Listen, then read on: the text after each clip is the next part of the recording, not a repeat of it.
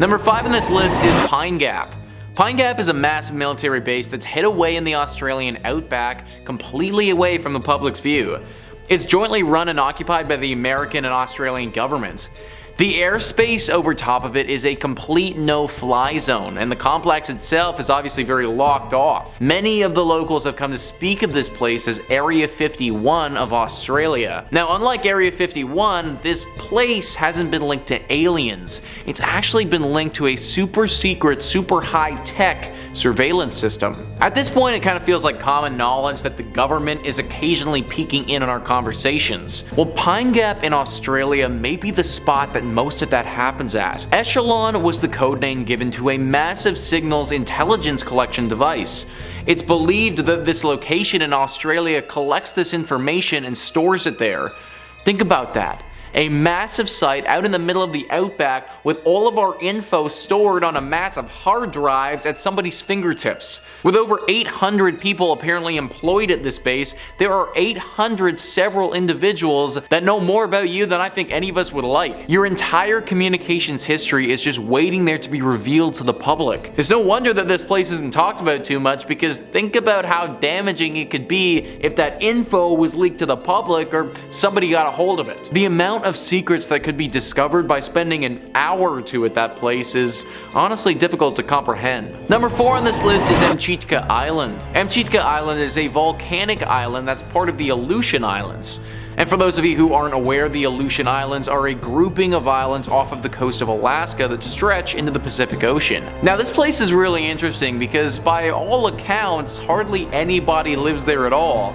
In fact, it's possible that there are no permanent residents there whatsoever, or that's just what the government wants us to think. Tons of areas on this island just simply can't be found on Google Earth. This would probably go completely unnoticed if it wasn't for the fact that the Americans used this place as a spot for nuclear testing several decades ago. From the 50s to the 70s, this was a spot used by the American government to test out their weapons. Obviously, you don't really want the world knowing about this or seeing your capabilities, so keeping it a secret would be important. This apparently ceased in the 70s, but then it begs the question, why is it blotted out on Google Earth? Why are there sections of this island that the world can't see? Starts to make you think that maybe this isn't just an innocent Aleutian Island in the Pacific Ocean, but actually a spot that never stopped testing weapons. Or if they did stop testing them, then maybe this is where they're developing them now. If I'm about to do something shady, then an island in the middle of nowhere with no permanent residents would certainly be my spot of choice. It's very possible that the American government feels the same way. At number 3, the Hanging Coffins. In the remote mountain town of Sagada, a chilling testament to ancient rituals and the enigma of death hangs suspended in the misty air. The Hanging Coffins of Sagada stand as a solemn testament to a practice shrouded in mystique, a sight that both fascinates and unnerves, embodying a profound connection between life, death, and the sacred. Seems to be a lot of hanging objects this episode. Nestled high upon limestone cliffs on the outskirts of the village, these eerie coffins defy gravity, seemingly tethered to the rock face by an otherworldly force. Their presence evokes a somber reminder of the Cordilleran traditions that have endured for generations, a tradition where the deceased are placed in coffins, often carved from hollowed out logs, and suspended on precipitous cliffs to bring them closer to the spirits and the heavens. Approaching this site, one can't help but feel a sense of reverence mixed with trepidation. The air is heavy with the weight of centuries, and the wind carries with it echoes of ancient chants and prayers. The coffins, swaying gently in the breeze,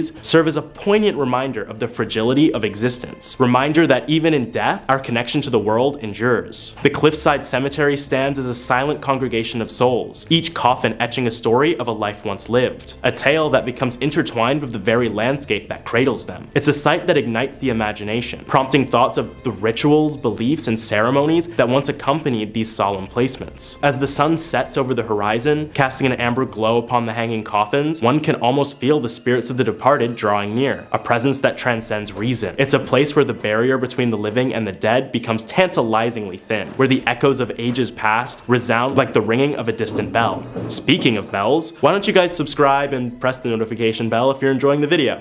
Just a thought. Let's take a trip to Japan for number 2, Scarecrow Village. In the hidden valleys of Shikoku, Japan, a village lies frozen in a paradoxical tableau of the eerie and the quaint. Nagoro, often referred to as the Scarecrow Village, exudes an aura of unsettling mystery, where straw-filled figures stand as eerie sentinels, guarding secrets that lie beneath the surface, their unsettling appearance striking terror into the hearts of passerbys and locals alike. Approaching Nagoro is like stepping into a nightmarish realm that lies on the fringes of reality. The scarecrows, twisted and contorted into eerie facsimiles of human life, populate every nook and cranny of the village. They leer from windows, hunch over fields, and gather in unsettling congregations as if in some twisted ritual. Their presence is suffocating, a constant reminder that in Nagoro, there is always someone or something watching you. In the fading light, the scarecrows take on an eldritch quality, their straw forms casting elongated, contorted shadows that writhe and twist like tortured souls. And as night descends, a sense of impending doom envelops Nagoro as the simulacrums of straw disappear into the darkness. And trust me, when you're in Nagoro, it's a whole lot scarier not to see them than to see them, because even if you can't see them, they can see you. Nagoro, the Scarecrow Village, beckons to those who seek to pierce the veil between the mortal and the malevolent. It is a place where the mundane has been transmuted into something sinister, where the boundary between life and death is a fragile barrier ready to be breached. Number 1. The Catacombs of Paris. Beneath the bustling veneer of Paris's grandeur, a sinister underworld waits to ensnare those who dare to venture into its Stygian depths. The Catacombs of Paris, a subterranean labyrinth woven with the threads of history and the shadows of the departed, beckon with an alluring yet chilling embrace, an invitation to confront the enigma of mortality itself. Once echoing with a cacophony of quarrying, these catacombs devolved into a sepulchral sanctuary during the late 18th century, a haunting solution to Paris's overflowing cemeteries. They became a grim receptacle for the bones of the long forgotten. Descending into this Stygian abyss is akin to stepping into the yawning maw of the abyss itself, where time has been swallowed whole and the air seems to pulse with an otherworldly heartbeat. Illuminated by mere feeble torchlight, the catacombs reveal a ghastly tapestry of the dead, an intricate symphony of stacked bones and skulls that form eerie patterns upon the walls. The corridors, lined with the remnants of countless lives, are a spectral testament to humanity's ultimate fate, a silent congregation that lingers on the precipice between the world of the living and the realm of the lost. Amidst the chilling silence, an infamous tale whispers through the catacombs, a story that has woven itself into the fabric of the labyrinth itself. The Philibert Asper Incident tells of a daring cataphile, a catacomb explorer, who vanished without a trace within this subterranean maze. His torchlight flickered out, his voice was swallowed by the darkness, and his footsteps vanished into the abyss. Despite extensive searches, his fate remains a haunting mystery, a cryptic riddle that the catacombs themselves seem to guard with an eerie resolve. As you traverse the subterranean passageways, a chilling resonance permeates the air, the echoing whispers of souls long departed, their murmurs a cryptic riddle that teases the fringes of your perception. The oppressive atmosphere seems to bear witness to the weight of the secrets entombed within, leaving you with an unsettling sense of being watched by unseen eyes that linger just beyond the flickering light. The catacombs of Paris draw you into their depths, ensnaring your senses with an aura of morbid fascination. As you tread on the same ground that countless others have traversed on their final journey, a shiver courses down your spine, a spectral caress from phantoms of the past, a reminder that mortality's grip is inescapable and that the boundary between life and death is a mere veil that flutters in the darkness. Emerging from the catacombs, you carry with you the weight of an experience that defies explanation, an encounter with the mysteries that lie beneath the surface, a communion with the souls that linger in the shadows. The catacombs of Paris beckon, a cryptic siren's call that invites you to traverse the threshold into the unknown, to embrace the darkness that resides within us all, and to confront the mysteries that dwell in the subterranean depths of the human psyche. Number 5. Hiro Mansion. Up first on this list of haunting places in Japan is Hiro Mansion, an oft-repeated folk tale and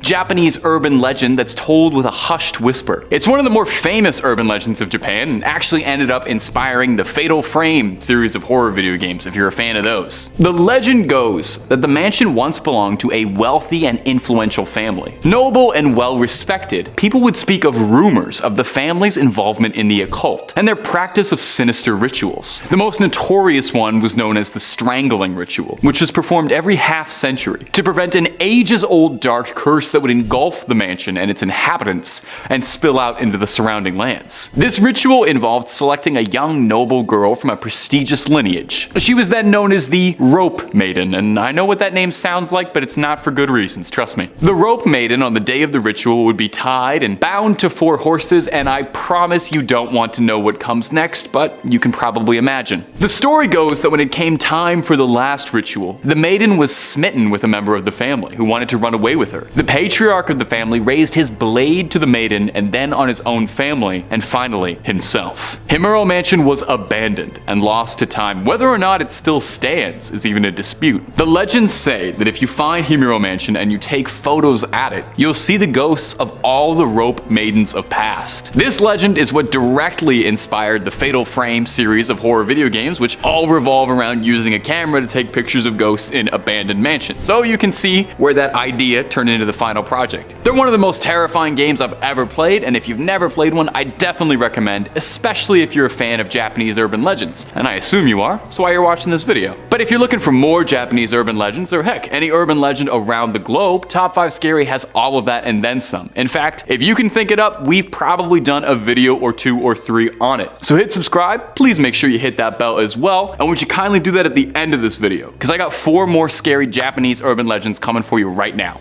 Number 4, Hiroshima Castle. Coming up next on our list of hot spots to avoid is Hiroshima Castle. It's located in Aomori Prefecture, and it has a history steeped in darkness and ghostly legends. This beautiful castle, surrounded by cherry blossom trees, holds secrets that whisper through its corridors and send shivers down the spines of those who dare to explore. The legends say that Hiroshima Castle is haunted by the tormented spirit of a young maid named Oshichi. In the feudal era, Oshichi served as a maid in the castle's quarters, where she felt deeply in love with a samurai. However, this forbidden love was discovered, and Oshichi's lover was punished and executed for the simple crime of love. Consumed by grief and longing, Oshichi's heart turned to darkness. On the night he was to be executed, she set the castle ablaze. She had such a lust for revenge. Who perished in that castle? Countless lives burned away that day, trapped in the inferno she caused. Tragically, Oshichi herself would be lost to the flame as well, as the castle burned to the ground. Since then, the spirit of Oshichi is said to haunt Hiroshima Castle, seeking solace and eternal reunion with her lost love. Visitors have reported encountering her ghostly figure, a pale and ethereal apparition clad in tattered robes wandering the castle's grounds. Her mournful wails piercing the silence of the night, echoing the empty halls, leaving those who hear it trembling with fear. Now, souls far braver than I have ventured into the castle's depths and have experienced chilling things.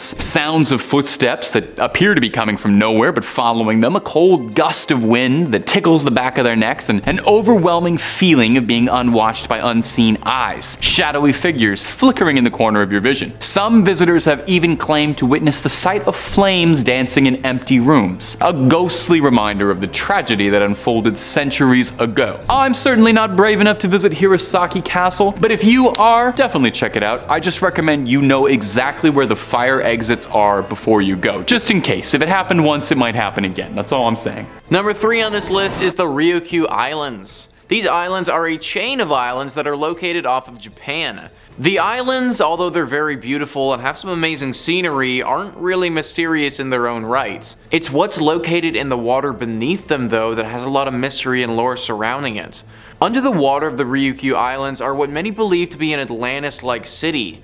It was discovered in 1995, so very recently considering human history. At first, this ancient city was thought to be just a naturally formed monument, a rock formation that just happened to be thrown together by the earth underwater. However, as more experts looked at it, the theory that it was man-made started to gain a lot of traction. It's a mysterious pyramid-looking structure that nobody can really explain. Nobody knows how it got there or what it was used for, if it was man-made. Also, think about it if it actually was man-made like people are suggesting. Either we made it underwater, which makes absolutely no sense at all, or we made it so long ago that the water levels rose over top of it. Meaning that we're talking about something thousands and thousands of years old. What the heck were these people building here thousands and thousands of years ago, and why were they doing it?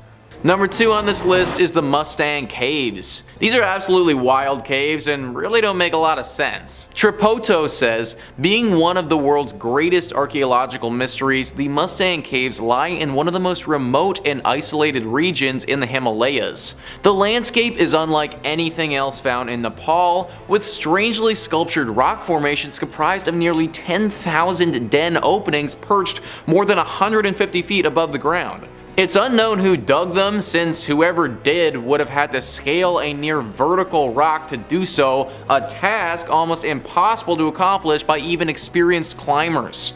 No one knows what their purpose was either, with theories ranging from living quarters to burial chambers. A visit to this mysterious spot will definitely leave you amazed and equally confused.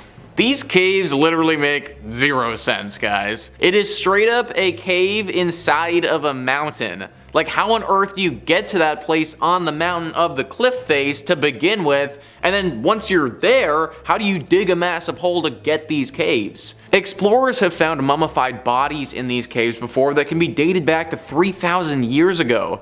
That is a long time ago, when people wouldn't have presumably had the technology capable of constructing things like this. There's also been a lot of sculptures, paintings, and other things found in these caves. However, none of what has been found indicates which group is responsible for making these things in the first place. They also don't know why they're there either. It's possible that these were just burial sites, but it also seems like overkill to build these cliff caves for just something like that. Others have speculated that these spots are used to practice advanced tantric yoga, or back in the day, perform some sort of ancient rituals. It's likely that we won't ever know the full purpose. And number 1 on this list is Fengdu. Fengdu, or better known as the City of Ghosts, is one of the most spiritually connected places in the world. Atlas Obscura says, the city has been around for nearly 2,000 years, filling it with a spooky sense of the past. Its origin story begins back in the Han Dynasty, when 2 officials decided to run away to the area and live out their lives, where they eventually, the story goes, became immortal. Yin and Wang, the names of the officials, were combined during a later dynasty to mean King of the Underworld. Most of the popular landmarks in the City of Ghosts have names that reference the afterlife. Last Glance at Home Tower, Nothing to Be Done Bridge, Ghost Torturing Pass. Covering the sites are statues and other artistic depictions of ghosts and devils, terrifying works that represent what happens to those who haven't lived good lives after theirs is taken from them. Less popular, but no less fascinating, is the theme park haunted house made to represent the terrors within the afterlife, complete with neon paint and vendors hawking scream masks alongside an alleyway. The giant face seen in the hill is called the Ghost King, and it holds the Guinness World Records title as the biggest sculpture carved on a rock. At 138 meters tall and about 217 meters wide, the Ghost King can be seen from all around the city. It's believed that every single person who dies must pass through this city before reaching the full afterlife. In this city are 3 tests for these souls. Wikipedia says that first they must pass the Bridge of Helplessness. This stone bridge was built during the Ming Dynasty and is a test for good and evil. It has 3 arches, and only the middle one is used for testing people. There are different protocols for crossing the bridge depending on sex, age, marital status. At the bridge, demons allow or forbid passage. The good are allowed to pass, while the evil will be pushed to the water below. This is now done as a tourist attraction, and performers characterized as demons momentarily stop tourists on the bridge, but finally allow them access. Then the dead must proceed to Ghost Torturing Pass, where they present themselves for judgment before Yanlao Wang. This is the second test. In this area there are large sculptures of demons. The third test is done at the entrance of Tianzi Palace, where the dead must stand on a certain stone on 1 foot for 3 minutes. According to legend, a virtuous person will be able to do it, while an evil person will fail and be condemned to hell. Clearly a super mysterious spot that you probably weren't supposed to see until you die. Number 5, Fengdu Ghost City. Fengdu Ghost City. Well, right off the bat, I feel like this is probably a spooky place. You don't name cities Ghost City unless there's a good reason for it. Well, the good reason is that the city got its name during the Eastern Han Dynasty. 2 imperial nobles, Yin Changshen and Wang Fengpin, came to Ming Mountain to discover a way to achieve immortality. Combining their 2 names, Yin and Wang, Ying Wang, translates to King of Hell, and that cemented the site as an underworld hotspot. Since then, the place was built to be a shrine to the underworld, underworld with several temples showing paintings and sculptures of people being punished for their sins and cast into eternal damnation. It's pretty spooky, but honestly it's pretty cool. It's good craftsmanship. And there is some rich folklore to go with the place. Chinese mythology and beliefs say that the dead must pass 3 tests before they're allowed to cross into the underworld, which sounds exhausting to me. I can't even enjoy the relief of death before you're asked to solve some riddles and pass some tests. The village is kind of like a place to conduct these tests, and now you can actually go to it yourself and do it as a tourist attraction and watch performers act out all the trials. But here's the trials. The first test is passing the Bridge of Helplessness, which does sound a little bit like it's from one of the Dark Souls games. It was built during the Ming Dynasty, and good souls are allowed to pass, while evil ones will fall into the water below. Then, you proceed to Ghost Torturing Pass. Well, that's a fun place to be, where they present themselves for judgment. Finally, the last test is at the entrance to Tianzi Palace, where the ghost must stand on a certain stone on 1 foot for 3 minutes straight. I don't know why I'm standing on 1 foot when the camera is above my waist. You can't tell what I'm doing. I could be standing on as many feet as I want. A good soul will be able to do it, an evil one will fall over. Now this site now is a popular tourist destination due to its very unique structures and fascinating, if not a little bit horrifying decor. I'd want one of those little statues maybe have in my house. I think they're kind of cool, to be honest. And if you're looking for more hellish haunted spots, terrifying tales of poltergeists, ghosts, ghouls, cryptids, aliens, and all kinds of freaks under the sun and above it, well, Top 5 Scary is simply the only place to be. Subscribe and stay scared. Number 4, Kiku Grounds.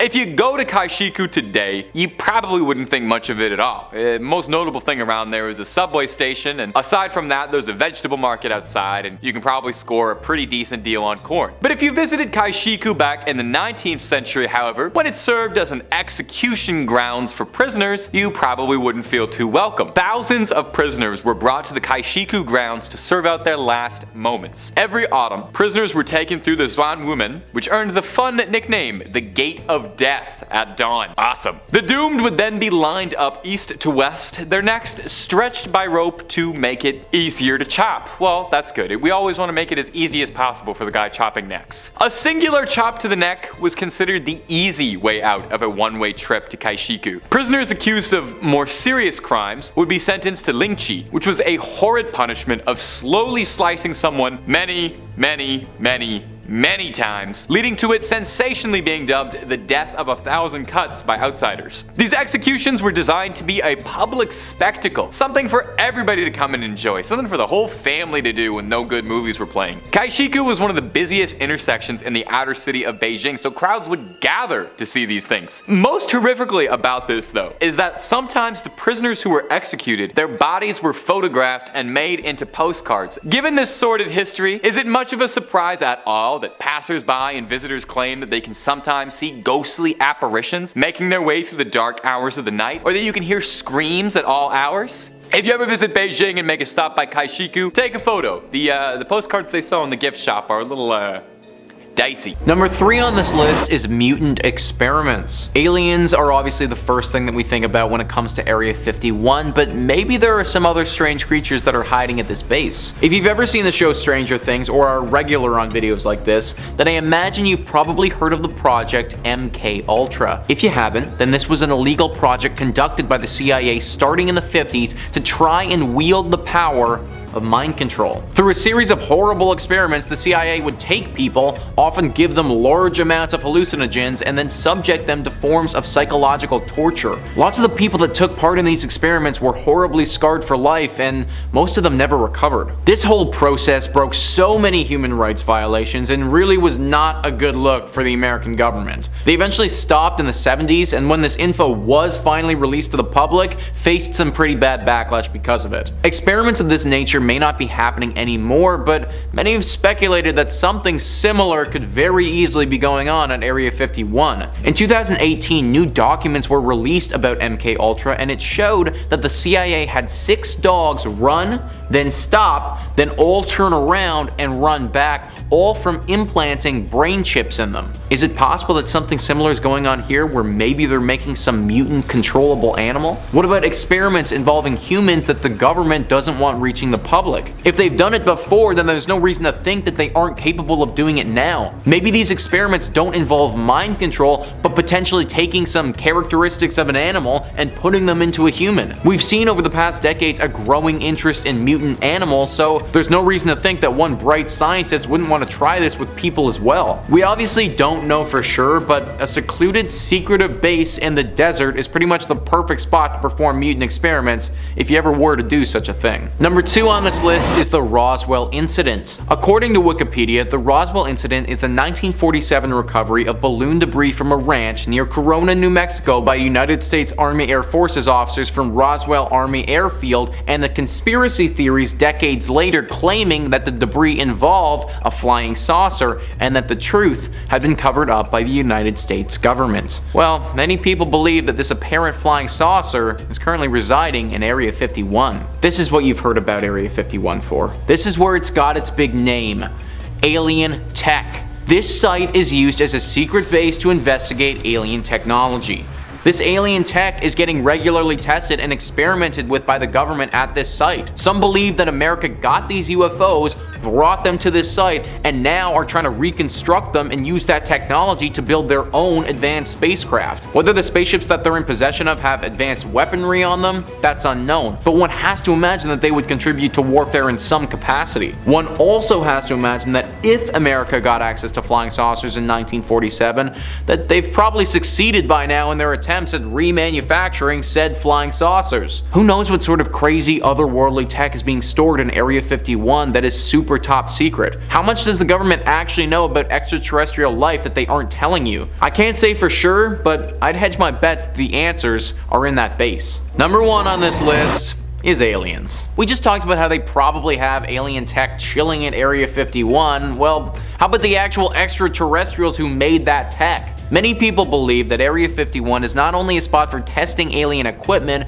but also a holding spot for any aliens that the government has come into contact with. It's very likely that these aliens are already dead, but I also don't see why it wouldn't be possible for them to potentially have some of these aliens alive and just locked up. Having alien life locked up in a very secret base is something that you wouldn't want getting out to the public, but it isn't just humans you'd need to worry about. If this is true, and this info was confirmed and then leaked to the public, well, I can only imagine the species of alien that our prisoner belongs to would want to get their friend back. If they were intelligent enough to get to this planet with supposed advanced technology, then we can only assume that they're a superior being to us. Having a superior being pissed off with the entirety of the human race probably isn't the best idea and something that should be avoided at all costs. Also, even if this alien's friends didn't care and just left their buddy behind, well, the panic and chaos that this would cause in the world would be insane. One would have to assume that other countries would be demanding to investigate the alien for themselves, that the global public would want answers and would be irate if we didn't get them, that people would start to lose their minds worrying about the possibility of aliens attacking the planet. It makes perfect sense why the American government wouldn't want people to know about such a thing.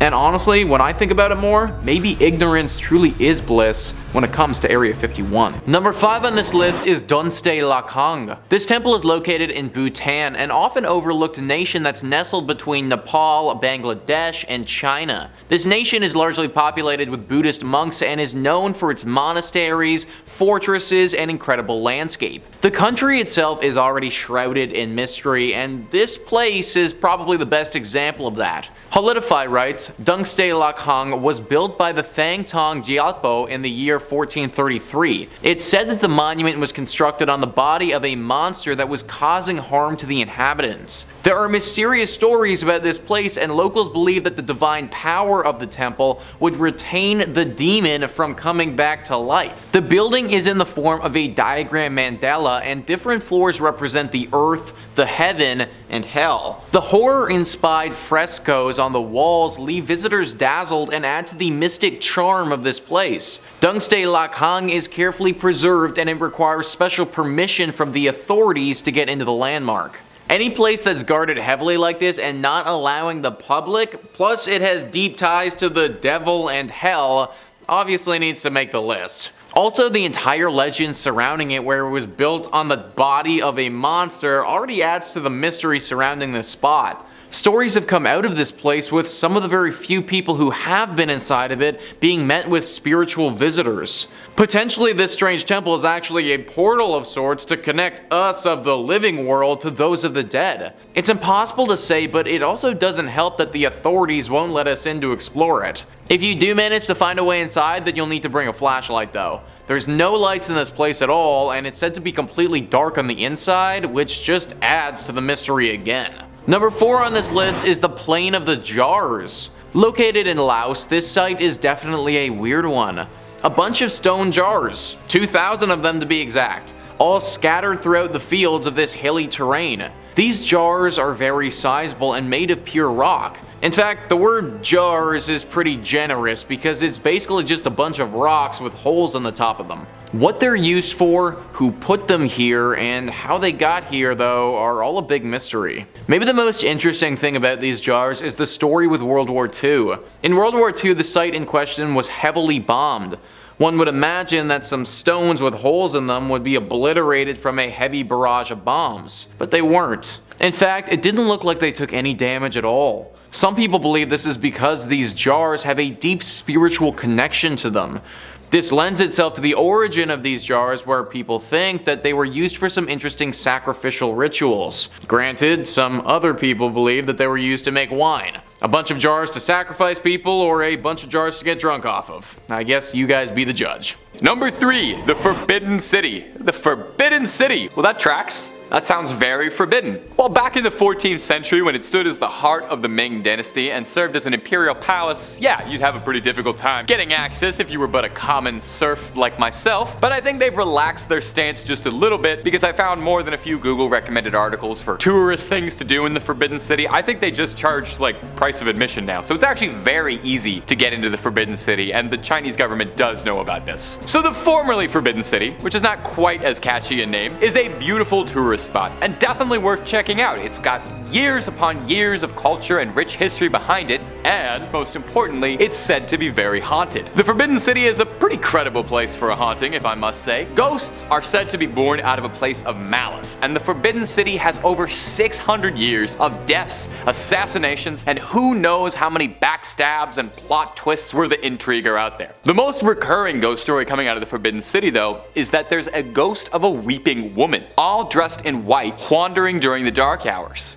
Following her is a lingering flute playing. Visitors claim at times they see ghost dogs that run through corridors at the edge of the city, digging up ghost bones. Some travelers report feeling an indescribable strangeness while wandering through the temples. Could it just be they're overcome with beauty and majesty of one of the wonders of the world, or is there spectral energy floating through the air? Before we move off on this one, I want you to take a look at this. A travel blog from Vancouver posted about their experiences traveling through the Imperial City. They noted how odd it was that all the doorways had a raised platform. The guide told them that was a way to confuse ghosts to keep them out. They took tons of photos, but only one stood out for them when they came back. See anything suspicious? Like a ghostly figure just kinda hanging right there in the center? Ugh. Number 2, Dead Fengmin Village. Coming up next on this list is going to be Fengmin Village. Fengmin Village is sometimes known as Dead Fengmin's Village, which is not exactly the most welcoming name you want to hear, but there's a pretty good reason for it though. The village itself is about as dead as a village can be, long abandoned by an unknown tribe. It's located in the valley of a nameless mountain in northern China's Henan province. An abandoned city left in a nameless mountain. It seems like it's the start of a chosen one, like heroic journey out there, start of a quest. The surrounding landscape is supposedly quite beautiful. A flowing brook, a lush forestry and trees and buildings from the Qing dynasty. 39 buildings, 200 rooms, all of them left completely vacant. And the weird part?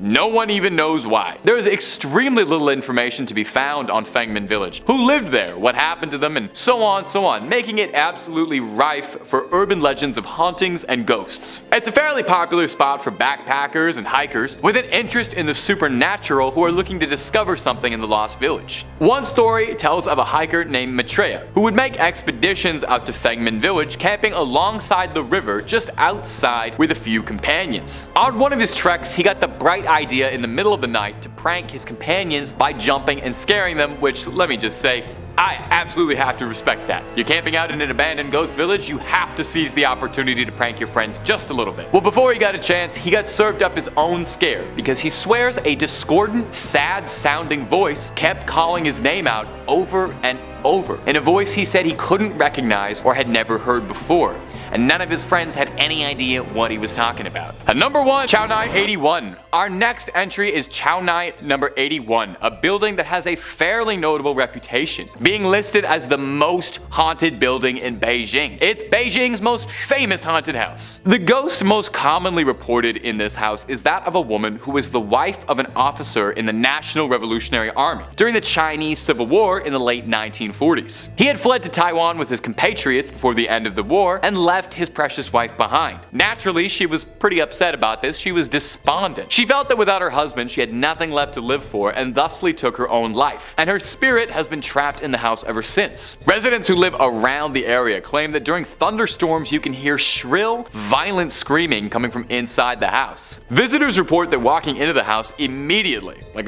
you feel a cold chill come over you and a feeling of inescapable dread. Not good. Not good to feel those things. There's stories of people going inexplicably missing connected to this mysterious house. One notable story is that of a British priest who is said to have initially built the property to serve as a church who went missing shortly before it was finished. When an investigation was launched to look for him, they supposedly discovered a secret tunnel that led to a neighborhood in the northeast, and the priest's body was never discovered. Now, another story was that 3 construction workers in the basement of a neighboring building weren't paying attention to what they were doing and broke through a thin wall leading into building 81. They went through the hole and the 3 of them vanished. And now there are people who conspire that this event is what led the government to cancel its plans to demolish the building for fear that it might be haunted. And it hasn't been yet because it's still standing there, and you're more than welcome to visit. You can take a guided ghost tour if you're feeling brave enough, and hopefully you come back. Starting off at number 5, the Island of Dolls. Nestled within the waterways just south of Mexico City lies an island veiled in a chilling mystery, the Island of Dolls. It is a place that resonates with an eerie atmosphere that sends shivers down the spines of those who dare to venture there. It got its name from, well, all the dolls just hanging around on the island, which is so creepy. The Island of Dolls owes its spooky reputation to a tragic legend that took root decades ago. The story goes that a reclusive man named Don Julian Santana once inhabited the island. One fateful day, he stumbled upon the lifeless body of a young girl floating in a nearby canal. Haunted by this grim discovery and reportedly tormented by her spirit, Santana began to collect discarded and broken dolls from the canals and garbage dumps. As if driven by an inexplicable force, Santana hung these disfigured and weathered dolls from the trees and structures that adorn the island. Each doll, with its hollow eyes and decaying limbs, became a haunting sentinel, a tribute to the spirit of the lost girl, and a manifestation of Santana's obsession to protect against malevolent forces. Over the years, the island transformed into an unsettling amalgamation of youthful innocence and twisted horror. Countless dolls in various states of decomposition dangle ominously from branches, fences, and makeshift shrines. The air resonates with a cacophony of whispering plastic, swaying gently in the wind and casting eerie shadows upon the island's murky landscape. Anyone lucky enough to find the Island of Dolls are met with a startling attack on the senses. Dolls with vacant stares seem to follow your every move, while the creaking of their plastic limbs evokes an unsettling symphony. The rustling leaves and distant echoes only amplify the feeling of being watched by unseen eyes, and a pervasive sense of unease settles in like a thick fog. I don't know if you guys have ever seen Chucky, but I personally am never going to that island. Like, ever. In a world captivated by the digital and the predictable, the Island of Dolls stands as a testament to the enigmatic and the unknown. Google Maps may lay bare the streets and landmarks of our world, but this haunting isle remains shrouded in the shadows of its own haunting past. Next, at number 4, Dracula's Castle. Perched high upon a rugged hill in the heart of Transylvania, Bran Castle stands as a timeless sentinel of history, mystery, and folklore. Its jagged stone walls loom like the teeth of a beast, casting a grand silhouette of a starved monster. Better known as Dracula's Castle, this imposing fortress has captured the imagination of generations, spawning theories as to what its origins are, who resides there, and its purpose.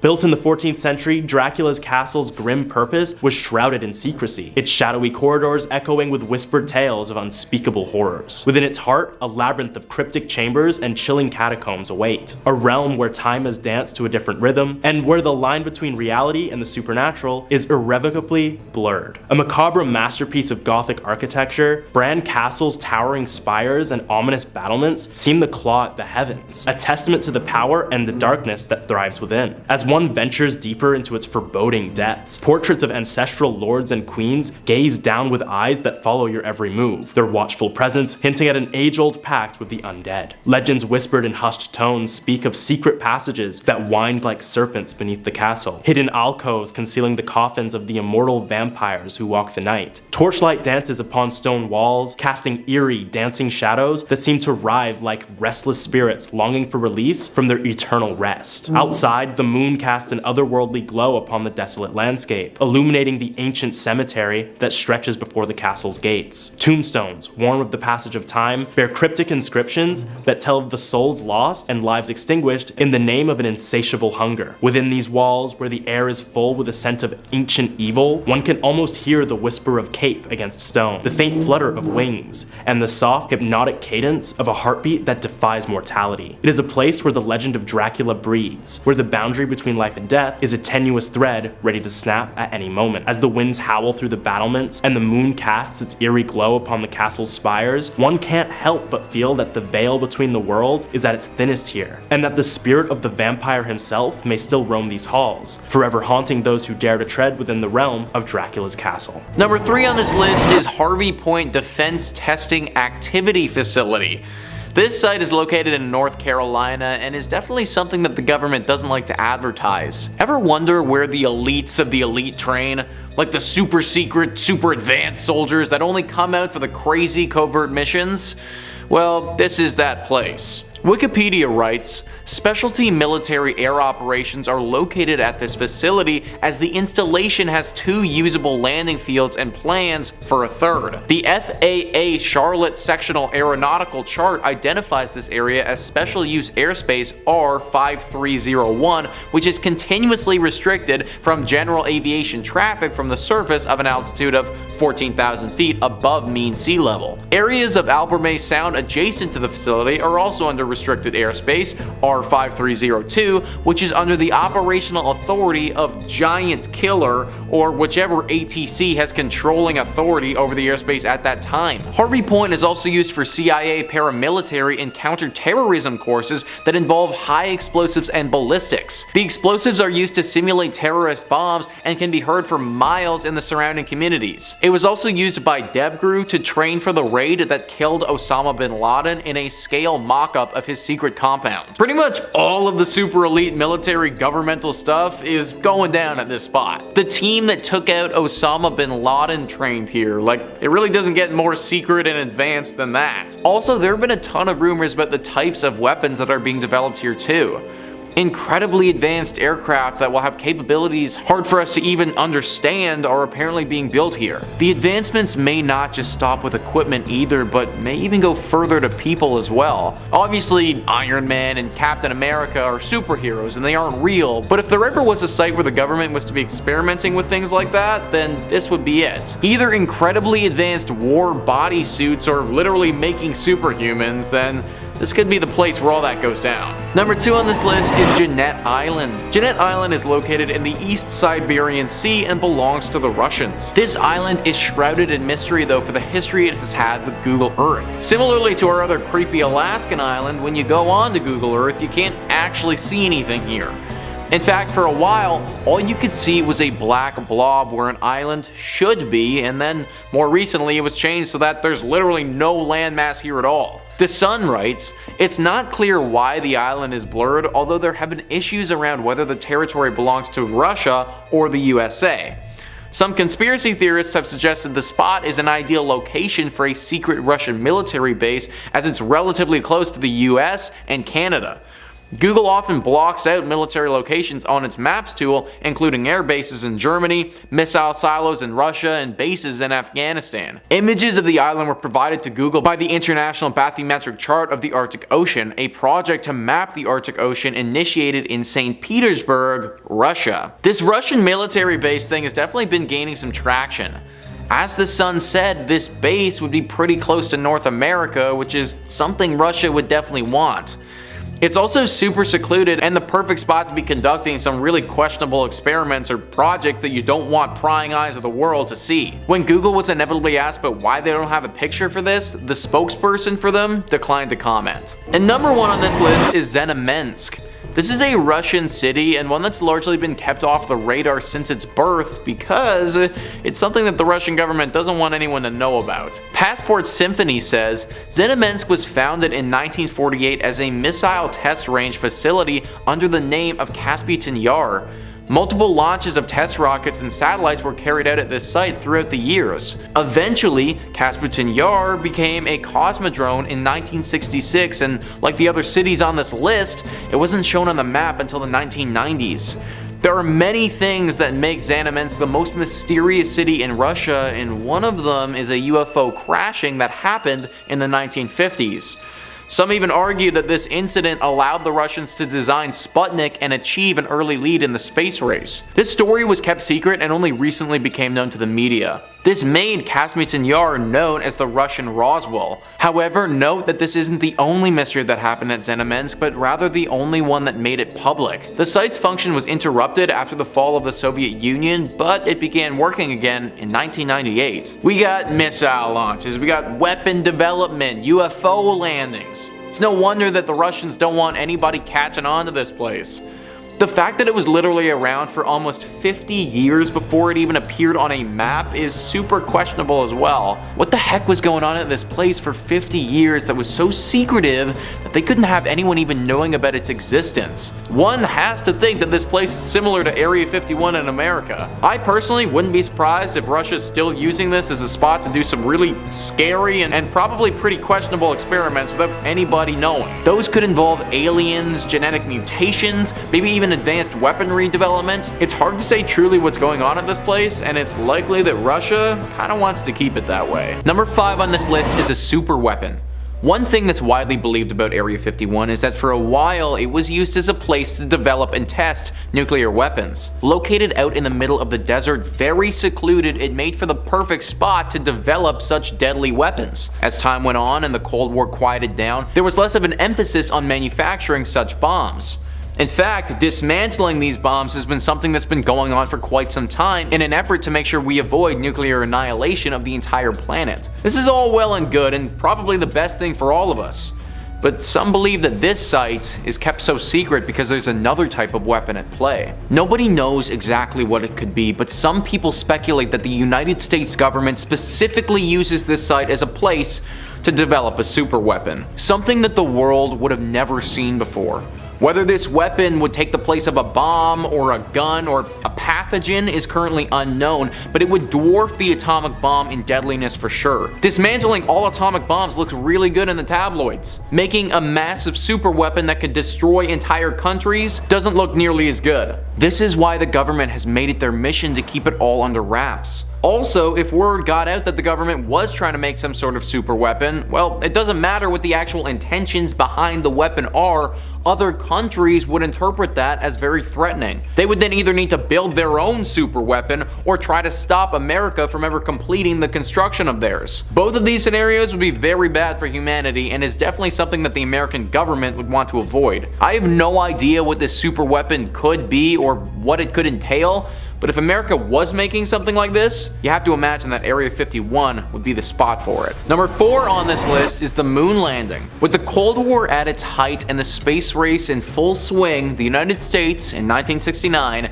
made the first successful moon landing in human history. Or at least, that's what they wanted us to think. Ever since the moon landing took place, conspiracy theories of its validity have run rampant. Many people believe that the Americans never really landed on the moon in 1969, but just faked the whole thing to get a leg up in the Cold War. Most people believe that Area 51 was the site where they filmed the whole thing. Area 51 is a massive space that's super closed off to the public. This would be the perfect location to film something like the moon landing if you ever were to do such a thing. You wouldn't want to draw attention to a set like this, so renting out a studio in LA probably wouldn't have been the best idea. If this is true, then it also begs the question, how many other things have been doctored here? Does the United States regularly film stuff here that isn't real and then release that to the public? Unless somebody comes out from the film crew that made this fake video, sadly, we probably won't ever know. Number 3. Himeji Castle and Okikus Well. Himeji Castle. It's a majestic fortress located in Himeji City. Despite the castle's outward beauty, it hides a dark legend centered around a cursed well, so infamous that it's inspired countless folk tales and the iconic Japanese horror classic, Ryu. The legend revolves around a girl named Okiku, who served in Himeji Castle during the feudal era. Okiku possessed a great beauty and caught the attention of a samurai lord.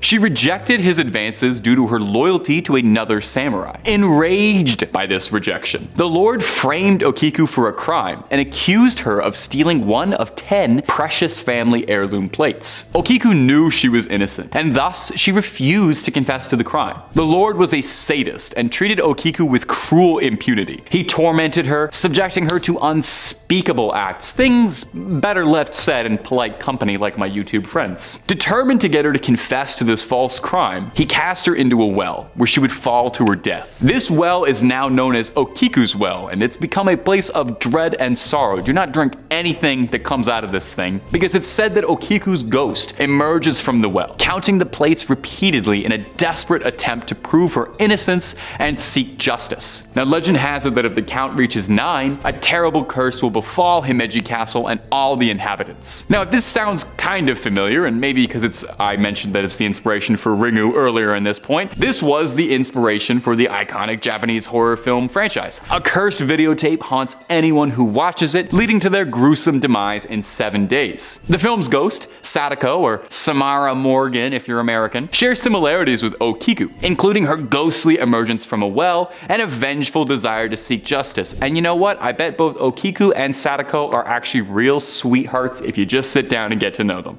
The well in Himeji Castle continues to captivate visitors who report all sorts of eerie things. Disembodied whispers and overwhelming feeling of unease near the well's vicinity. Are you brave enough? I honestly would not even dare. And also, I gotta work in 7 days, so I can't be watching any haunted videotapes. Number 2. Inaki Island. Deep within the mist-shrouded mountains of Japan lies a place that chills the souls who dare speak its name, Inaki Village. This cursed and forsaken village holds a dark legend that scares even the bravest paranormal enthusiasts. According to the folklore, Inaki Village was once a thriving community, but a series of horrific events would lead to its downfall. The villagers were driven to madness by an unknown force, descended into depravity, practicing dark rituals and unspeakable acts of cruelty. You get us up to the Patreon if you want to hear about all the unspeakable acts, all the stuff that's too unspeakable for YouTube. Their actions attracted the attention of malevolent spirits, which descended upon the village, claiming the lives of everyone. Since that fateful day, Inaki Village has been enveloped in eternal darkness. The streets run rampant with poltergeists and all manner of spiritual prankster. Legend has it that those who are daring enough to venture into the village are forever trapped, doomed to be tormented by the restless souls, and eventually join the Legion back there. Whispers of the village's legends echo through the forest, warning travelers of the malevolence inside. The air is thick with an otherworldly presence, and the sounds of disembodied voices fill the night. Witnesses claim to have seen shadowy figures lurking among the dilapidated houses, their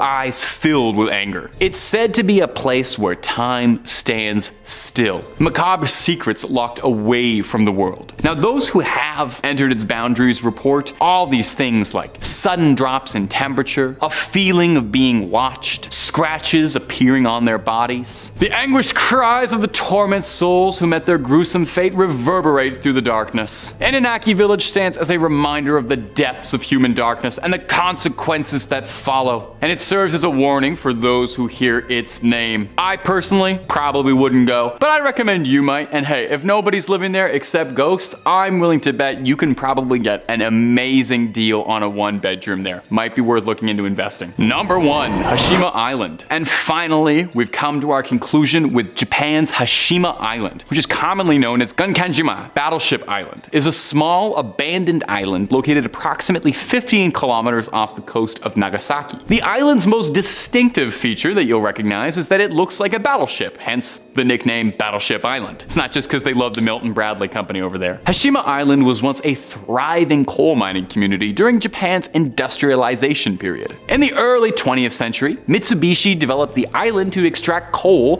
from the island's rich undersea mines. As the demand for coal increased, the population on the island grew as well. To accommodate this growing workforce, high-rise apartment buildings were constructed, making this island one of the most densely populated places in the world at the time. Imagine how bad the rent was here. Now, eventually the island got just too saturated in the 50s. With the decline of coal mining in the 70s, the island's viability decreased and Mitsubishi shut down the mines. The inhabitants left, with nothing left on the island but dust and echoes. Hashima Island still perseveres on. Decaying buildings, rotting concrete, dilapidated roads, decrepit remains of what used to be a bustling community. Do I have another synonym for rotting? Not sure, but if you've got a thesaurus handy, leave one in the comments. The remnants of daily life have been left untouched, leaving behind a very ghostly atmosphere that evokes feelings of stuff like Chernobyl. Now, access to most of the island is very prohibited. The place is deteriorating fast, and local government worries that, any unsupervised intrusion will cause future damage. So there are some incredibly limited guided tours for those looking to wander amidst the memories. And Hashima Island definitely has an appeal to it. It's captured the interest of photographers, filmmakers, all sort of drawn to that post-apocalyptic look.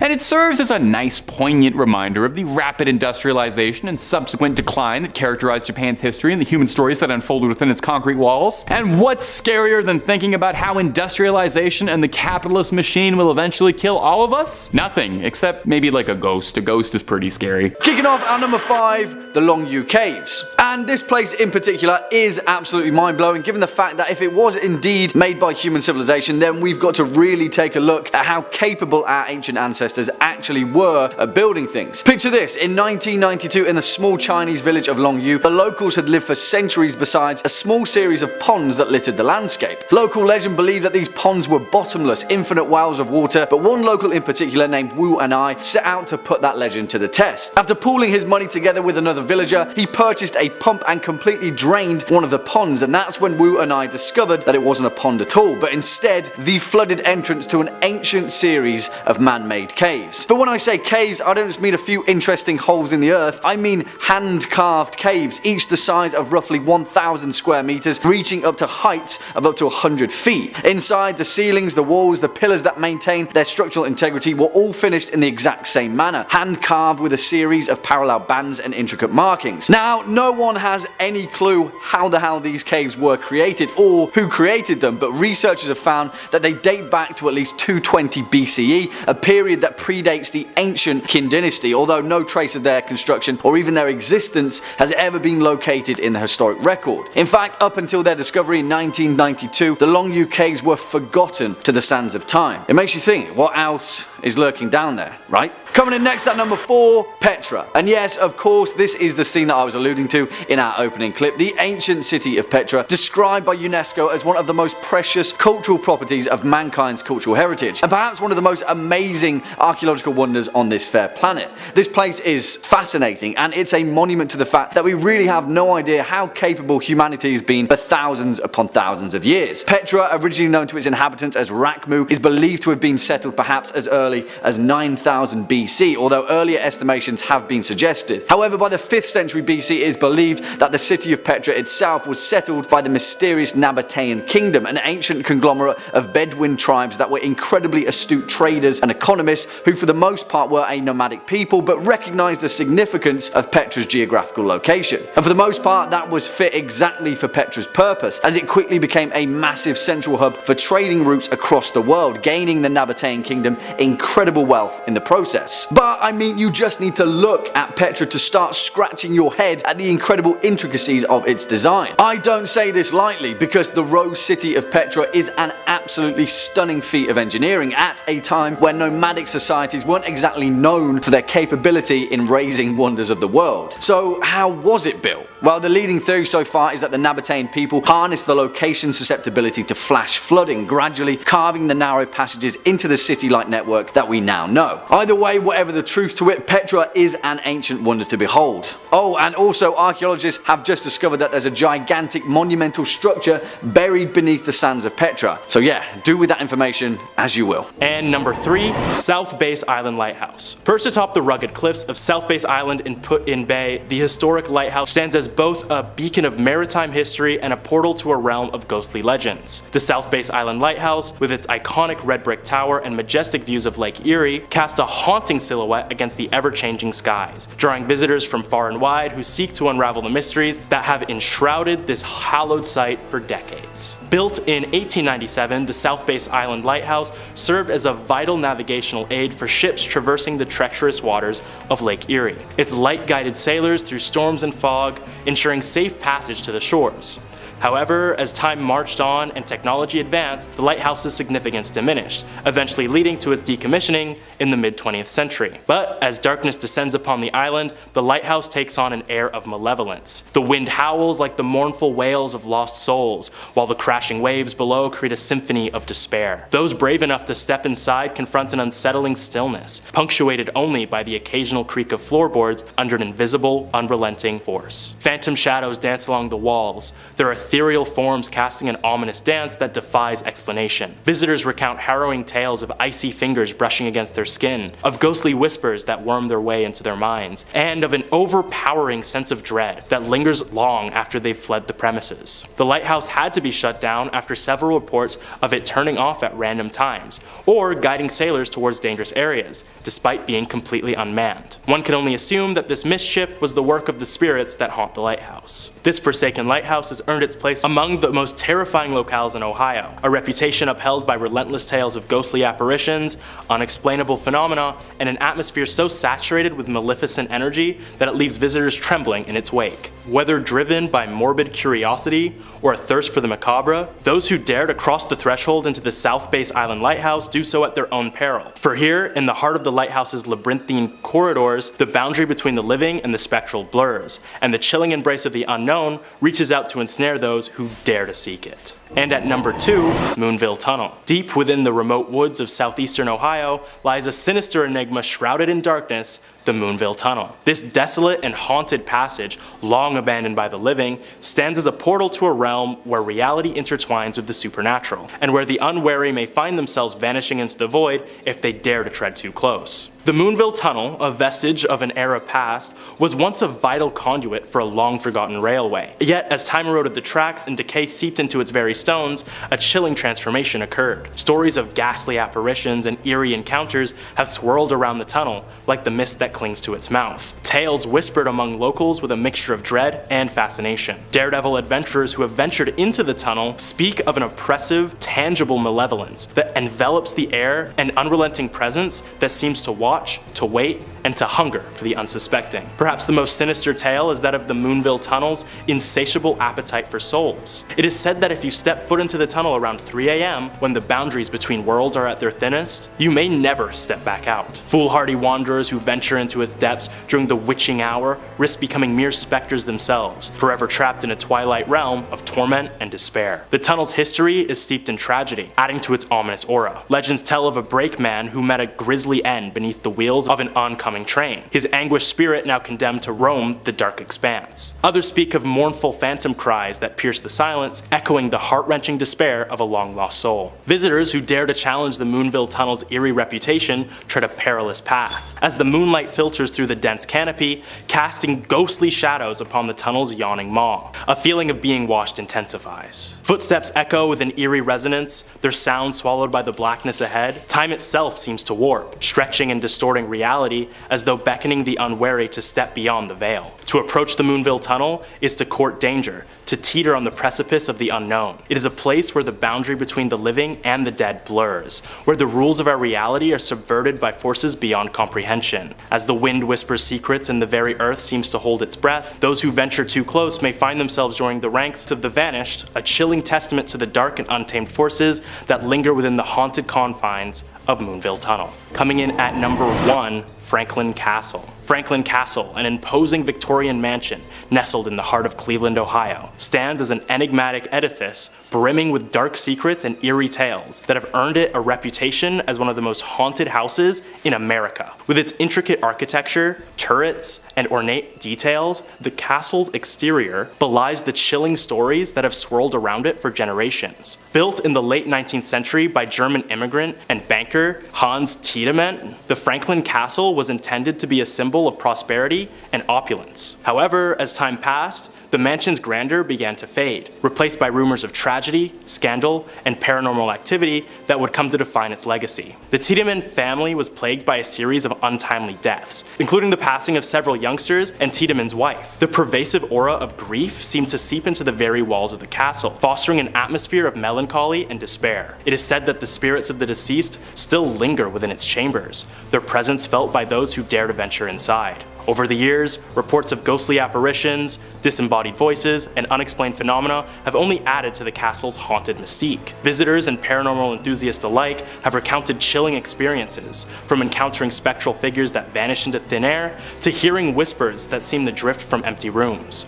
Cold spots and sudden drops in temperature are often attributed to the presence of otherworldly entities, and of course the few unlucky folks who, seemingly out of random, would receive the same curse as Tiedemann all those years ago. The castle's haunted reputation has been further fueled by the stories of secret passageways, hidden rooms, and a mysterious woman in black who is said to roam the halls. These elements, combined with the mansion's unsettling history, have led to countless investigations by ghost hunters and paranormal experts seeking to unlock its mysteries. At number 5, the Ohio State Reformatory. The Ohio State Reformatory, a haunting architectural marvel that carries within its walls the echoes of a troubled past. Constructed in the late 19th century, this imposing Victorian Gothic structure was initially intended to embody progressive correctional ideals. However, over time, it became synonymous with stories of despair, shuddering, and unexplained phenomena, solidifying its reputation as one of the most haunted places in the United States. The reformatory's history is rife with tales of harsh conditions, overcrowding, and the struggles of those who were incarcerated within its confines. These factors, coupled with the tragic stories of inmates who lived and died there,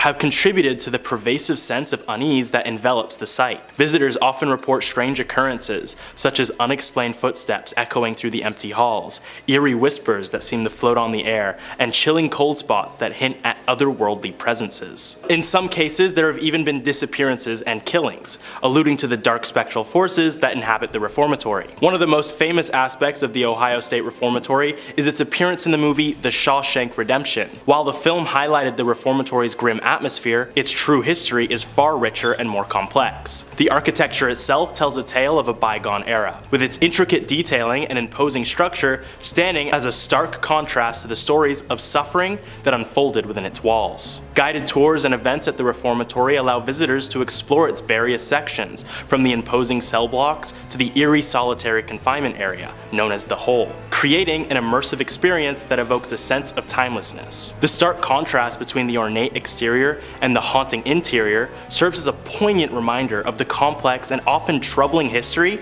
that defines the reformatory. While some may dismiss claims of paranormal activity as mere superstition, the stories and experiences recounted by those who have visited the Ohio State Reformatory are difficult to ignore. The combination of a somber history, decaying architecture, and the mysterious ambience that permeates the air makes for an unforgettable experience that lingers long after the visit is over. Number 4.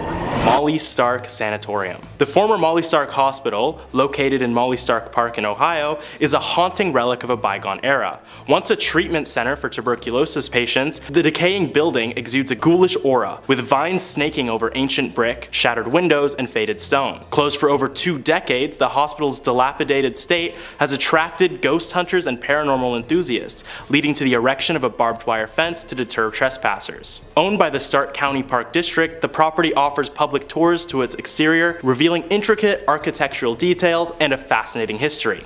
The hospital, originally constructed in 1929 at a cost of around $1 million, treated tuberculosis patients until the 1970s, and later served as a mental health facility and a rehabilitation center for those suffering with addiction. The tour provides insights into the hospital's architectural flourishes, including a portico and stone-carved religious symbols, reflective of the faith that played a role in caring for those afflicted by tuberculosis. The hospital's conditions quickly began to decline in the mid-1970s, after reports of ghost sightings within the hospital. Patients and staff alike bore witness to the likes of victims of tuberculosis, despite the fact that treatment for the illness was invented 20 years prior. These now-deceased patients were known to disrupt medical examinations, cause mass hysteria among patients and staff, and even cause many disappearances within the hospital. The amount of distress these apparitions caused eventually led to the hospital's closure in 1995. Nowadays, the site's haunted reputation draws curiosity seekers, but the tour focused mostly on the building's history rather than the many ghosts that still scuffle about the old hospital.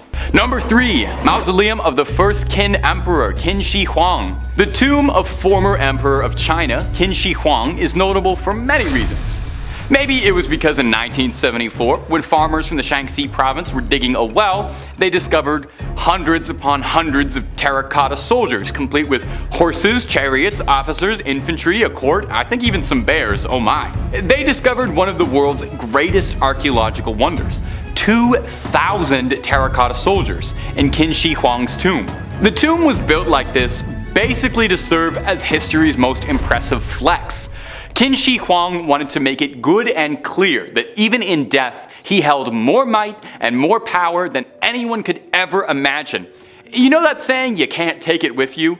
Well, he wanted to take it with him. He wanted his own army to serve him in the afterlife. The wild part about this is we don't even know how far it goes, since it still hasn't fully been uncovered, even all these years later. Those thousands of terracotta soldiers might just be the first wave of guys. While he reigned, Qin Shi Huang wanted to make very sure that his tomb was a good approximation of his legacy, so thousands of laborers worked tirelessly for decades to create an emperor's tomb. They think that 700,000 laborers worked on this for 40 years. That's already unbelievable, but Qin Shi Huang only even lived to be 49, so good thing they got that done in time, eh? Qin Shi Huang himself is buried beneath an enormous pyramid mound that stands a good distance away from the rest of the tomb. Now here's where the haunted part starts to come in.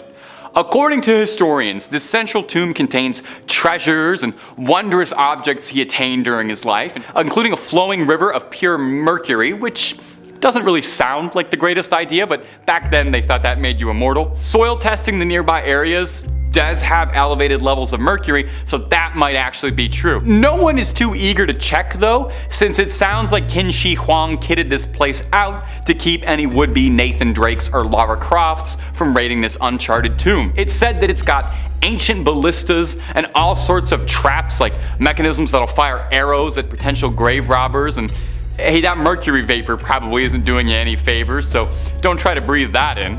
In any case, the Chinese government has been in no rush to explore what's down there. It's best to let the sleeping dead lie, especially when the sleeping dead has thousands of personal bodyguards, and it's probably haunted, let's be real. Number 2. Snake Island. Our next entry, Isla de Quimada Grande, is formally dubbed as Snake Island, which really should tell you right off the bat that whatever I'm about to describe is not a friendly place. Traditionally, places are only named things like Snake Island if they're like, you know, filled to bursting with snakes, or if they're home to like a snake-themed supervillain or something. I'm pretty sure the guys who fought G.I. Joe lived on Snake Island. Anyway, Snake Island is called that because by conservative estimates, there's roughly a snake for every square meter of the island, meaning there's anywhere from 4,000 golden lancehead vipers or more living there. There's more snakes than there are people, and that's because most Brazilian locals know way better than to go to an island where one of the most venomous snakes on the planet live. Yeah, I left that part out. Well, I'm talking about it now. It's not just like garter snakes slithering about here. Isla de Quimada Grande is home to the golden lancehead, a beautiful creature in its own right that just happens to be one of the most lethal bites to humans. A bite from this snake can cause, let's list off some fun side effects, kidney damage, necrosis, brain hemorrhaging, venom poisoning, and oh, my favorite, internal intestinal damage. So just leave them alone. Even if for some bizarre reason I've told you all of that and you just love going to places you're not meant to and you're just dying for a chance to go visit venomous Snake Island, you are going to run into a bit of trouble because it's literally forbidden. The Brazilian government strictly monitors those who travel. Naval forces do visit annually to maintain the lighthouse, and there's a research station to study and analyze the local population, but all of these visits are accompanied by paramedics and trained doctors, just in case any of the locals decide to say hello the only way they know how. Am I the only one who thinks the golden lancehead is kind of cute, like in a little weird way? I don't want one as a pet, but I don't know, I think these danger noodles have very cute little eyes, but maybe that's just one of my red flags. And number 1, Poveglia. This list has not been pleasant. I guess I should have expected that, given the tone of all of these wretched, horrible, and haunted places. So let's close this list off and find somewhere nice and sunny to get away from all of life's woes. Maybe somewhere nice like, I don't know, Italy? Maybe somewhere off the coast of Venice, like the island of Poveglia? Now, Poveglia is an infamous island in Italian history. It once served as a quarantine zone and final resting place for victims of the Black Plague. You know that one. As the plague ravaged Europe and paranoia set in across the lands, it was said that anyone who showed so much as a symptom, if you had a runny nose, they shipped you off to Poveglia to live out the rest of your days. Oftentimes, they would send people who weren't even really sick. You just complain about a headache trying to get a day off work and you're on a longboat to the last island you're ever going to go to. It's said that over 50% of the island's soil is made of burned human ash. Let that set in for a second. The ground itself is haunted. In the early 19th century, the island converted from a quarantine zone to a mental asylum because I guess it thought that that wasn't scary enough. The asylum did not do much to improve Poveglia's reputation. Instead of being home to the sick, now it was home to droves of mentally unwell patients being made into victims by a doctor's sick experiments. Cruel doctors at the asylum would impose their patients into lobotomies with no concern for sanitation or their safety, with chisels, drills, and rarely if ever using anesthetic.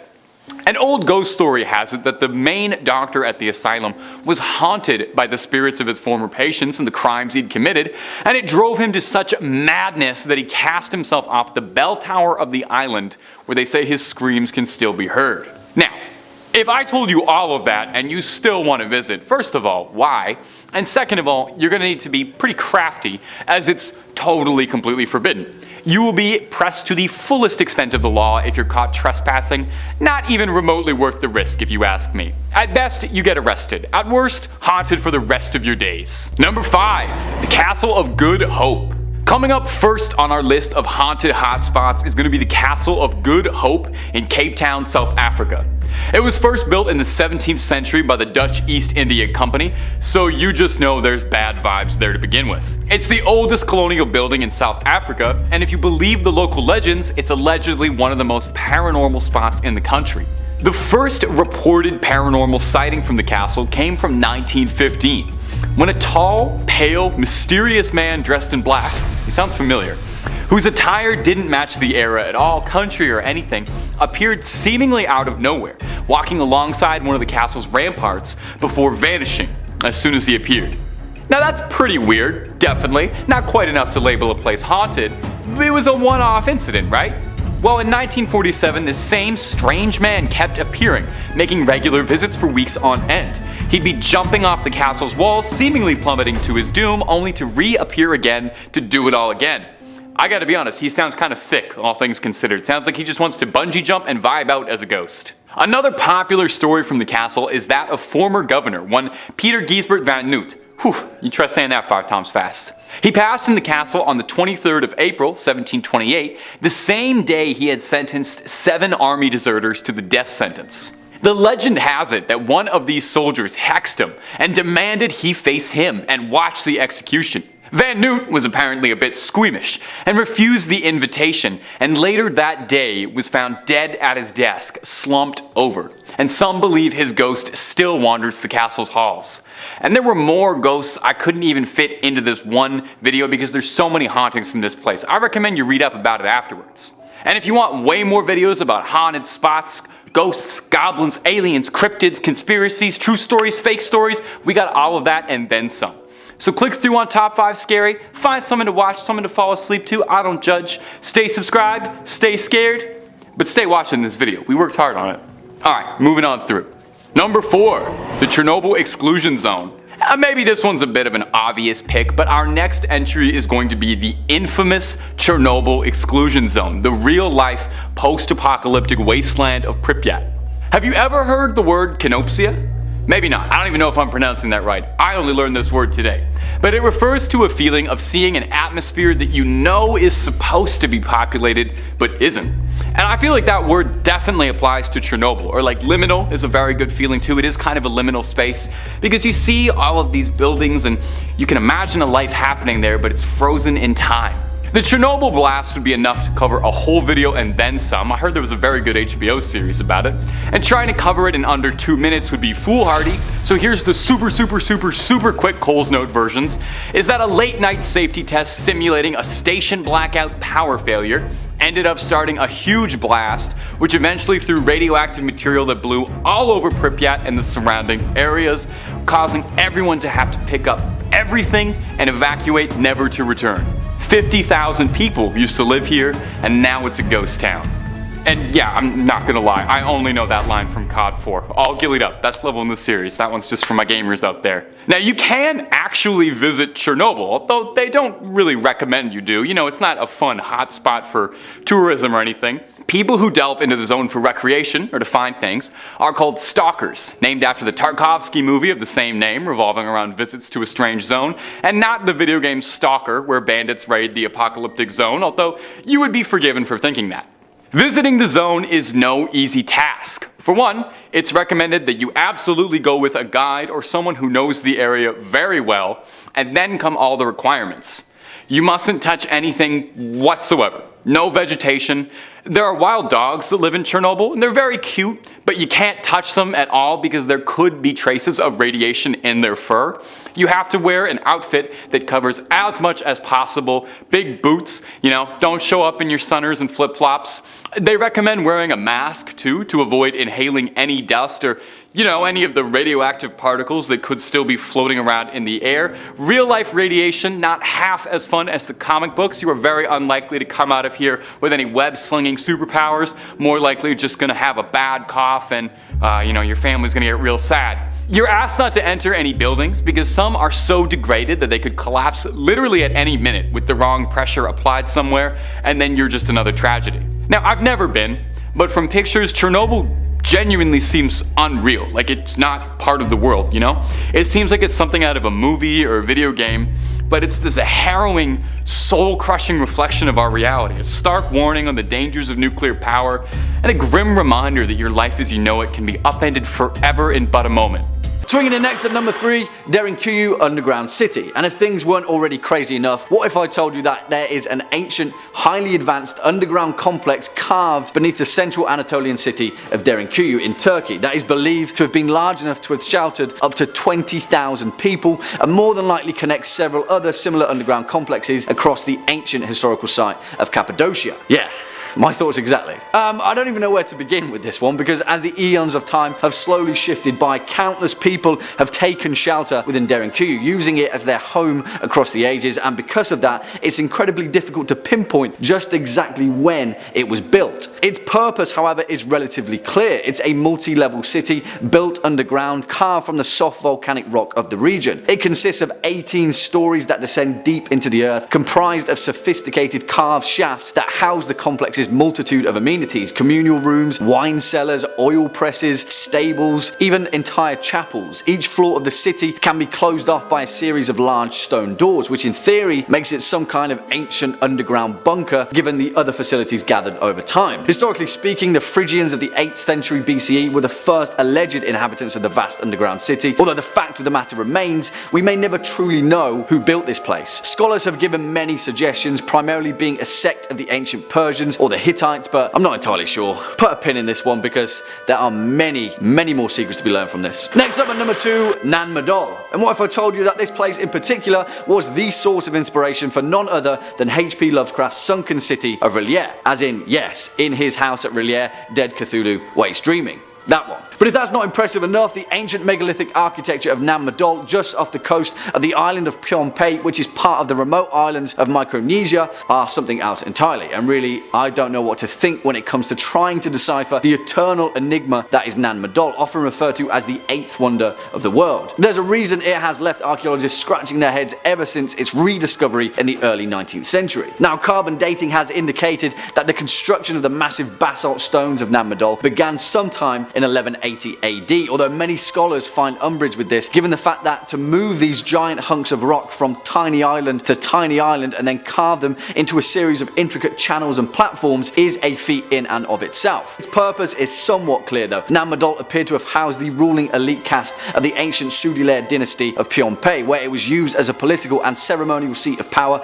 essentially housing a vast network of small floating platforms and islands that formed into a rich, majestic capital city carved from black stone. Yeah, I don't want to make any assumptions, but there are many more answers to be revealed by Nan Madol, and it's no wonder that Lovecraft himself found an ancient kind of inspiration from it. And finally, coming in at our number 1 spot, the Sahama Lines. And whilst you more than definitely have probably already heard of the Nazca Lines of Peru, I'm going to go one further and highlight the equally perplexing mystery that is the Sahama Lines of Western Bolivia, because boy oh boy are these things a head scratcher. The Sahama Lines are a network of thousands, possibly tens of thousands of perfectly straight paths that were etched into the ground by the indigenous peoples of the Americas for more than 3,000 years that were situated near the volcano of Sahama. Unlike the Nazca Lines though, this particular network covers an area of over 22,500 square kilometers, which is approximately 15 times larger than their counterparts in Peru. And what are they?